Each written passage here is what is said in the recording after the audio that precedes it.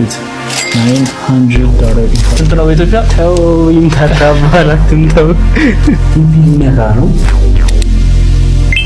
Take profit. Come on, drop it. Are you kidding me? No. Flying back in. Come on. No.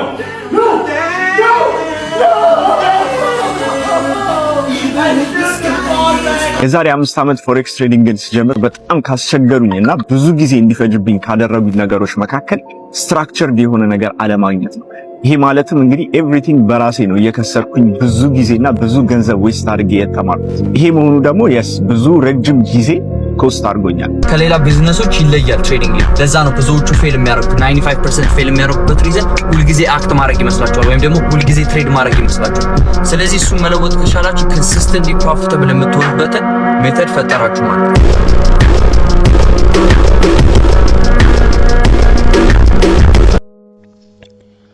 እንዴት ቆያችሁ የዩቲዩብ ቤተሰቦቻችን? ዛሬም እንደተለመደው በአዲስ ርዕስ መተናል። ፎሬክስ ትሬዲንግ ይላል ሰው ሁሉና ምንድነው ፎሬክስ ትሬዲንግ? ለመጀመር ከማሰባችን በፊት ምን ማድረግ አለብን፣ እንዲሁም ደግሞ ገና ጀማሪ የሆናችሁ ሰዎች ምንድነው ማሟላት ያለብን የሚለውን በደንብ ሰፋ ባለ መልኩ ዛሬ እናያለን። ለዚህ ቻናል አዲስ የሆናችሁ ሰብስክራይብ አድርጉ። ሰብስክራይብ በማድረግ እንድትጀምሩ፣ ነባር የሆናችሁም ላይክ ሼር እንድታደርጉ ዘንድ በዚህ አጋጣሚ ጥሬን አቀርባለሁ። አንድ ሰው ፎሬክስ ከመጀመሩ በፊት ማወቅ ያለበት ወይም ገና ጀምሮም ከሆነም ገና ጀማሪም ከሆነ ማወቅ ያለበት 10 ነጥቦችን አነሳለሁ። የመጀመሪያው አንድ ሰው ፎሬክስ የጀመረ ፎሬክስ ትሬደር ካለ ምንድነው ማድረግ ያለበት? ሳይድ ኢንካም ሊኖረው ይገባል። የመጀመሪያው ሳይድ ኢንካም ነው ማለት የሆነ ሰዓት ላይ ወይ $50 ወይ $100 ዲፖዚት አድርገ ተጫውተ ማለት ሚንስ ትሬድ አድርገ አተ ምናምን የምትተው ነገር አለ። አተ ወይ አግኝተ በአንድ የምትተው ነገር ስላልሆነ ስሩ ፕሮሰስ ስለሆነ ሳይድ ኢንካም ያስፈልገዋል። የሆነ ሰዓት ላይ ሎስ ሊገጥመው ስለሚችል የዛን ሰዓት ተስፋ ቆርጦ እንዳይተው ሳይድ ኢንካም ግድ ይላል። በቃ በገንዘብ ስለሆነ የሚሰራ ሳይድ ኢንካም ግድ ይላል። ሁለተኛው ደግሞ ገና ሲጀምሩ በራሳቸው ገንዘብ ከመጀመር ይልቅ በዲሞ አካውንት ቢጀምሩ ተመራጭ ነው። እሺ ጋይስ እንዴት ናችሁ? ብዙዎቻችሁ ዴሞ አካውንት እንዴት እንደሚከፈት አሳየን ብላችሁኛልና ዴሞ አካውንት ሙሉ ፕሮሰሱን ያው ከዚህ ቀጥሎ አሳያችኋለሁ እና ከዚህ በተጨማሪ ደግሞ ፓርሻል አወሳሰድ፣ ሙሉ ፖዚሽን አዘጋግ፣ ሉዚንግ ትሬድ አዘጋግ እና የመሳሰሉትን MT5 ላይ የምታገኟቸውን ነገሮች ቼክ አድርጉ ማለት ነው። ሪል አካውንት ላይ ከመግባታችሁ በፊት ዴሞ አካውንት ላይ በደንብ ተለማመዷቸው። እነሱ እንድሰራላችሁ የምትፈልጉ ከሆነ ኮሜንት ላይ ጻፉልኝ። ወደ ቪዲዮ ኦኬ። MT5 አፕሊኬሽኑን ታወርዱና ውስጥ ተገባላችሁ። ከዛ ሴቲንግ የምትላለች ጥግ ላይ እሷን ተነክቷላችሁ። ከዛ ኒው አካውንት የሚላለ ከላይ እሱን ከነካችሁ በኋላ ሜታኮትስ LTD ብላችሁ ሰርች ታደርጋላችሁ ማለት ነው። ከዛ ይመጣላችኋል። እሱን ስትነኩት ዴሞ አካውንት የሚል ይመጣል። ዴሞ አካውንትን ትነካላችሁ። ከዛ እነዚህን ኢንፎርሜሽኖች ተሞሉና ከላይ ያሉትን ኢሜል፣ ስልክ ምናምን ከዛ ከስር ሌቨሬጅ ጋር ትሄዱና ሌቨሬጅ ታስተካክላላችሁ የምትፈልጉትን። ከዛ በኋላ ዲፖዚት ላይ ገብታችሁ 3000፣ 4000፣ 5000 ታረጉታላችሁ ትችላላችሁ። ሰው እንደዛ ካረጋችሁ በኋላ አክሰፕት ናብታችሁ ሬጂስተር ማለት ብቻ ነው ማለት ነው። ከዛ እዚህ ጋር እንዲያመጣላችሁ ኢንፎርሜሽኑን ስታርት ትሉታላችሁ። ከዛ ያው ዳይሬክትሊ 3000 አካውንትን የመረጥኩ 3000 አካውንት ከፈተልኝ ማለት ነው። እዚህ ጋር ፔሮች አሉ። ተገቡና ቻርታቸውን ከፍታችሁ ባይና ሴል ማለት ትችላላችሁ። አሁን እኔ አንድ ሎት ሳይዝ ልክፈትና አንድ ታርጉታላችሁ ሎት ሳይዙን። ከዛ ሴል 2 ፖዚሽን ልክፈት። ለምሳሌ እዚህ ጋር አክሰፕት እንልና ሴል ብዬ 2 ፖዚሽን ከፈትኩ ማለት ነው። ሶ 2 ፖዚሽን። ከዛ ደግሞ ባይም በዛው ልክ 2 ፖዚሽን ከፈትኩ። እንደዚህ አድርጋችሁ ፖዚሽን መክፈት ትችላላችሁ ማለት ነው። ከዛ በተጨማሪ መዝጋት ከፈለጋችሁ ክሎዝ ኦል ፖዚሽን አድርጋችሁ በልክ ኦፕሬሽን ላይ መዝጋት ትችላላችሁ።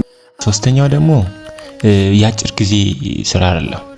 በፕሮሰስ ለውጡን የምታዩት በአንዴ ሳይሆን በፕሮሰስ በሂደቶች መሃል የምታገኙት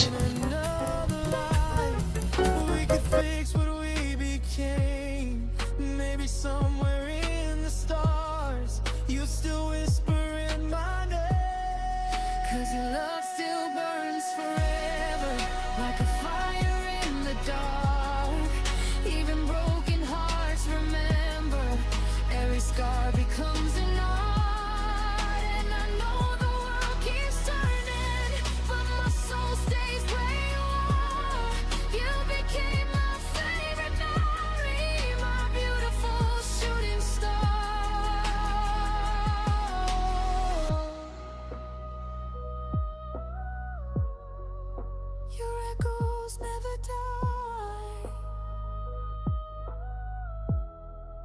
ጀምራችሁ በጣም ብዙ ጊዜ ትሬድ አድርጋችሁ ሎስ እየገጠመ ስታገኙ ምን ስትሉ ትርፋማ የምትሆኑበት ኤሪያ ነው እንጂ በአንዴ ሀብታም ወይም ገንዘብ የምታገኙበት የስራ ዘርፍ አይደለም። ለዛ ጊዜ የሚፈጅ የረጅም ጊዜ አሁን የምታያቸው ሴሌብሪቲ የሆኑ በፎሬክስ ትሬዲንግ በጣም ጎበዝ ናቸው የሚባሉ እንደነ ኤቢ ማርሻል እንደነ ኤክሲ ስናይፐር ምናምን ቢያንስ በትንሹ ከ4-5 ዓመት በላይ የለፉ ልጆች ናቸው። በጣም ዋጋ ያከፈሉ ልጆች ናቸውና ያጭር ጊዜ እንዳልሆነ በእነሱ ማየት እንችላለን። ሌላኛው ደግሞ ሳይኮሎጂ ሞር ዛን ናውሌጅ ማለት ከእውቀቱ በላይ ሳይኮሎጂ ነው ወሳኝ የሆነው ፎሬክስ ትሬዲንግ ላይ። ያ ማለት ምንድነው? ሎስ ስናደርግ እኛ በጣም የምንወጣጠር ነው። ይሄ የምንጨናነቅ በጣም በቃላ እንትን ምንል ከሆነ ቀጣይ ትሬድ የምናደርገው ላይም እንትን እንላለን። የማጣት ፕሮባቢሊቲ ከማግኘቱ ከፍ ይላልና ለዛ ሳይኮሎጂ በጣም ወሳኝ ነው።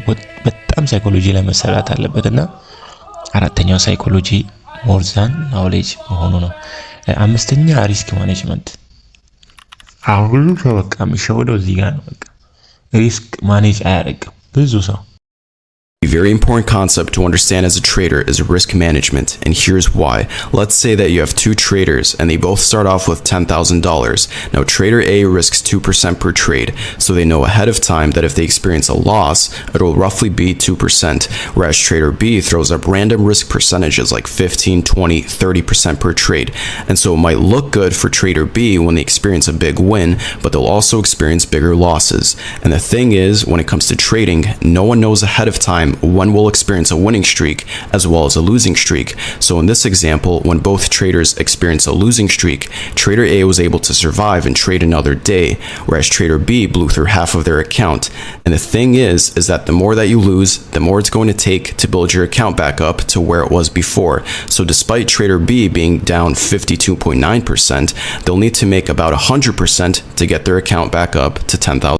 ስድስተኛው አክሴፕት ሎስ ወይም አንዴ ካጣችሁ በቃ ያንን ነገር ረስታችሁ መተው ነው ያለባችሁ። የሆነ ታይም ላይ $100 ዲፖዚት አድርጋችሁ ከተበላችሁ ያንኑ $100 አሁን ማሰብ የለባችሁ። በቃ ዛሬ ሌላ ቀን ነው ብላችሁ ያንን $100 እርግፍ አድርጋችሁ ረስታችሁ ለቀጣይ ትሬድ መዘጋጀት አለባችሁ። Guys, today I lost $11,000 trading gold. $11,000 ዛሬ ሎስ አድርቻለሁ። ትልቁ ነገር ያጠፋሁት ምንድነው? ሎስ ማድረግ ጥፋት አይደለም። ያ ማለት ፕላን ያደረኩት ነው። ማርኬት ኦልሞስት $24,000 ፕሮፊት ሄዶ ነበረ፣ ግን ቴክ ፕሮፊት ሳይድ ካን የወረደው በጣም ስትሮንግ የሆነ ቮላቲሊቲ ስለነበረው ኢቭን ለኮሚቴ ራሱ ፕሮፊታቸውን ሴኪዩር እንዲያደርጉና ኤስኤላቸውን ብሬክ ኢቭን እንዲያደርጉ ነገራቸው ነበረ። ግን እኔ ትልቁ ጥፋት ያጠፋሁት ኤስኤል ብሬክ ኢቭን አላደረኩትም ነበረ። በዛ ምክንያት ማርኬቱ ኢቭን ቴክ ፕሮፊት ቱ ድረስ ሄዶ ወደ እኔ ኤስኤል መጥቶ ነክቶብኛል። ግን ስቲል ለአንድ ቀን ሪስክ ያደረኩትን ገንዘብ ነው ሪስክ ያደረኩት እና እንደዛውም ሎስ ያደረኩት። ኔክስት ዴይ ኔክስት ኦፖርቹኒቲ ነው። በተጨማሪ ፉል ቪዲዮ ለዚህ ማርኬት ብሬክዳውን እየሰራሁላችሁ ነው። ዩቲዩብ ላይ ጠብቁኝ ጋይስ። ከዛ ባለፈ ኤኒ ሴታፖች ኤኒ አቤት የምትፈልጉ ከሆነ ሊንኩ በላይ ያለ ቴሌግራም ቻናል ጆይን ማድረግ ትችላላችሁ። ሌትስ ጎ። ሶን እየከበደ ያለው ምናምን ምንድነው ሎስ ያደርግና ያጣውን ገንዘብ እያሰበ ቀጣይ ትሬድ የሚያደርገው ላይ ሳይኮሎጂ ላይም ችግር ይመጣበታልና ይሄ ነው።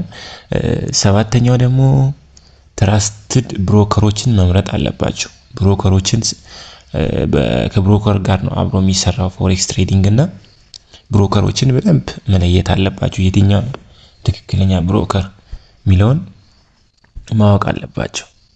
ያን ካላወቃችሁ በጣም የምትበሉበት ኤሪያ ነው። ሌላው ደግሞ ቴክኒካል አናሊሲስ ነው።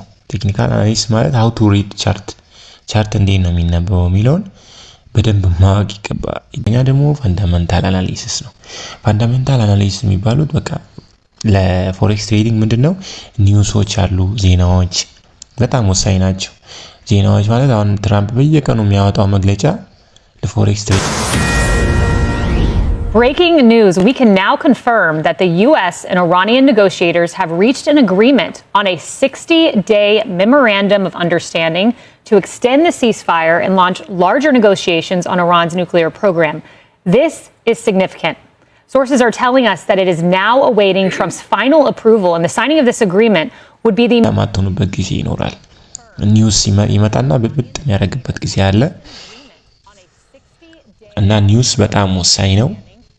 ኢራን፣ አሜሪካ፣ እስራኤል አሁን የገቡበት ግጭት ሁላችንም እናስታውሰው ነው እና በዚህ ሰዓት ማርኬቱን ፕሬዲክት ለማድረግ በጣም በቃ የሚያስቸግርበት ጊዜ ላይ ሆኗል እና ኒውስ በጣም ወሳኝ ነው።